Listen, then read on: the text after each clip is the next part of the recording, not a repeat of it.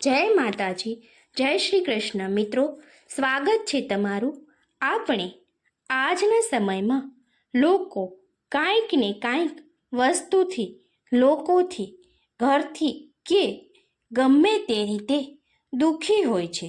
જ્યારે તમને કોઈ રસ્તો મળતો ન હોય, તમને પૈસાની તંગી હોય, ઘરમાં કોઈ બીમારી હોય કે પછી કોઈ ઝઘડા હોય તો તમને આવેલ તમામ કષ્ટો તમારાથી દૂર થઈ શકે તેમજ ન હોય અને તમને વિચાર જ બંધ થઈ જાય છે કે હવે શું કરવું અને કઈ રીતે આ દુઃખમાંથી બહાર નીકળવું. એવા મોટા પ્રશ્નો જ્યારે આવી પડે છે અને જ્યારે તમને કોઈ રસ્તો ન દેખાતો હોય, ગમે તેવા ભગવાનને પ્રાર્થના કરવા છતાં પણ કાંઈ તમારું કામ પાર પડતું ન હોય, કોર્ટ કચેરીમાંથી ગમે તેમાં ખોટી રીતે તમે ફસાઈ ગયા હોય અને મોટી મુસીબત જ્યારે આવે છે ને ત્યારે એ કપરી કસોટીમાંથી દૂર કરવા માટે કષ્ટભંજન દેવને જ યાદ કરવા પડે. તો તેના માટે મિત્રો, આમાં બતાવેલા ઉપાયોને જરૂર કરજો, જેથી કરી અને તમે ગમે તેવા દુઃખી હશે, ગમે તેવું દુઃખ તમારી ઉપર હશે તો તે દૂર થઈ જશે. આપણા જીવનમાં બહુ જ પ્રકારના કષ્ટ આવતા માત્ર તમારી કષ્ટને જ દૂર કરવાતા હોય એવું નથી, પણ તમારે જો એ કષ્ટને હરી લેવા હોય તો આપણે કષ્ટભંજન જેને જરૂર યાદ કરવા પડે. જ્યારે તમારા જીવનમાં વિઘ્ન આવે, વિઘ્નને દૂર કરવા માટે આપણે વિઘ્નહર્તાને યાદ કરીએ છીએ. તેવી રીતે તમારા જીવનમાં જ્યારે કષ્ટો આવે ત્યારે આપણે અચૂક કષ્ટભંજન દેવને યાદ કરવા પડે છે.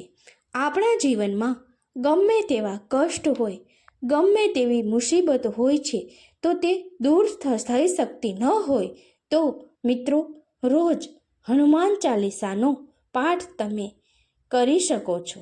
પરંતુ ન કરી શકો, પરંતુ તમે આ મારી વાત જો સાંભળતા હોય, આ વિડીયો તમે જોતા હોય તો એકવાર અચૂક જરૂર આ એક કામ કરજો.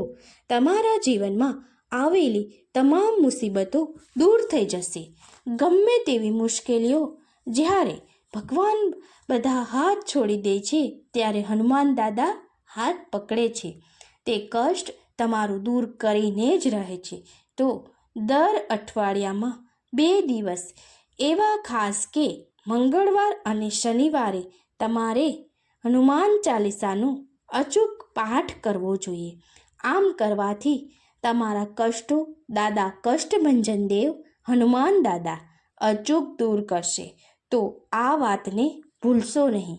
એની અચૂક મંગળવાર અને શનિવાર હનુમાન ચાલીસાનો પાઠ કરવો જોઈએ જ, જેથી કરીને તમારા જે કષ્ટો હશે તે દૂર થશે અને આ ઉપરાંત ઘરમાં રહેલી નકારાત્મક ઉર્જા, તમારા વિચારો, ઘરમાં રહેલા નકારાત્મક શક્તિ કાંઈ પણ હશે તે હનુમાનજી એટલી શક્તિ ધરાવે છે કે તે તમામ દૂર કરશે. મિત્રો, હનુમાન ચાલીસા કે હનુમાનજીની આપણે પ્રાર્થના કરતાં પહેલાં કઈ રીતે કરવી, કેમ કરવી એ પણ આપણા રામચરિતમાનસમાં લખેલું છે અને અમુક ધર્મ માટે નીતિ નિયમો આપેલા હોય છે. તેના આધારે આપણે પ્રાર્થના કરવાની હોય છે. તે કેવી રીતે પ્રાર્થના કરવી જોઈએ? ભગવાન હાજર છે, અમર છે, એમનામાં જાનકીએ પણ વરદાન આપેલું છે.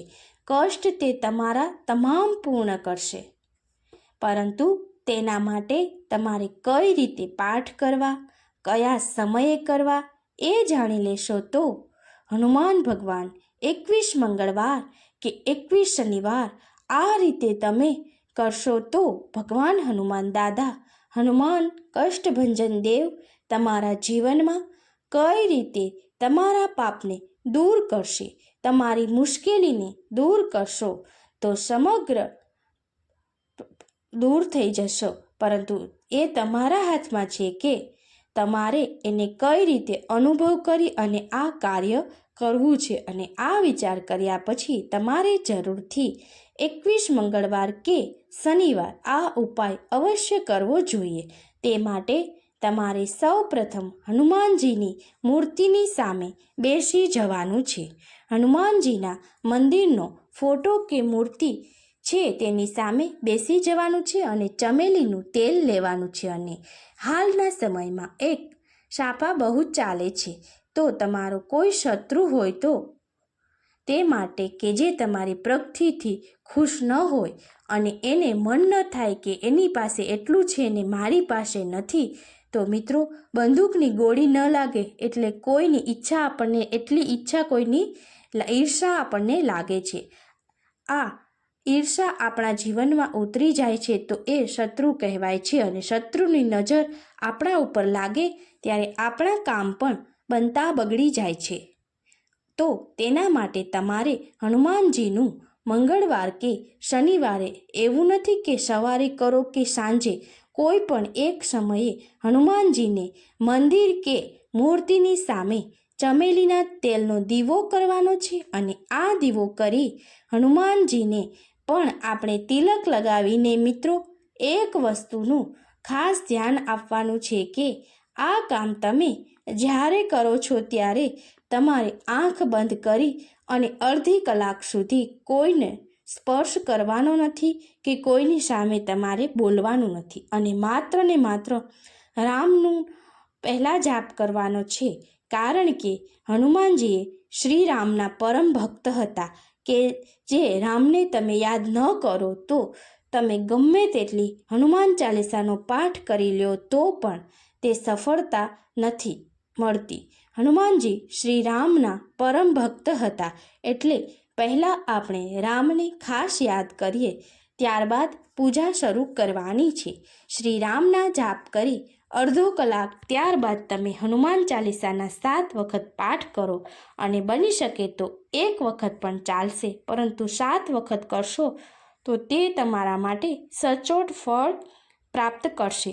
તો 1 કલાક તમે હનુમાનજીને આપી અને આ પાઠ કરશો તો તમારું ભાગ્ય બદલાઈ જશે. અને આમ તમે આ નિત્યક્રમ મંગળવાર કે શનિવાર, 21 શનિવાર કે 21 મંગળવાર કરશો તો હવે તમારું ભાગ્ય બદલાઈ જશે.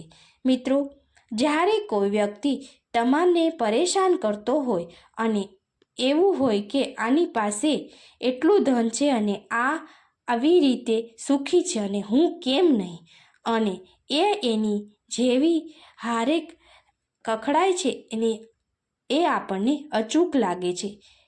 એની છાતી જે કકડાય છે એ આપણને અચૂક લાગે છે અને એ ઈર્ષા ભાવથી આપણને નજર દોષ લાગે છે. તો એ દૂર કરવા માટે આ એક કાર્ય જરૂર કરવું જરૂરી છે. એકવાર તમે આ કામ કરી લેજો પછી તમારા જીવનમાં આવેલા ગમે તેવા પ્રશ્નો હશે તે દૂર થઈ જશે. એ તમે પણ ખુદ અનુભવ કરી શકશો. હવે મિત્રો, એક વાત જાણી લઈએ કે શનિવારે શું ન કરો. તો શનિવારે નખ ન કપાય, વાળ ન કપાય અને બને ત્યાં સુધી શનિવારે જો મંદિરના કોઈ ભિક્ષુક હોય તો તેને તેલ ગોળનું દાન કરવું જોઈએ. આમ જો તમે આટલું કરી લેશો તો તમારું ભાગ્ય અચૂક બદલાઈ જશે.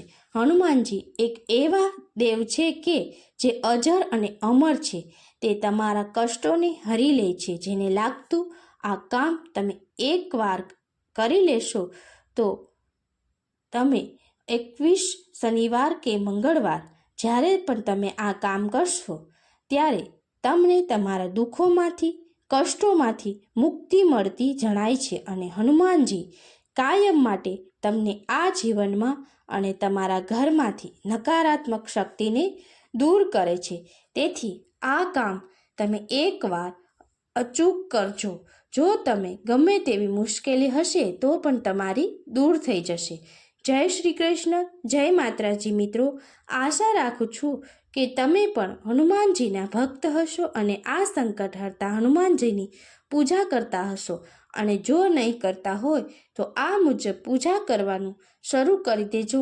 જેથી કરીને આપ પણ જે કંઈ મુશ્કેલીઓમાં ફસાયેલા હોય તો તેમાંથી તમને તાત્કાલિક નિવારણ મળી શકે છે.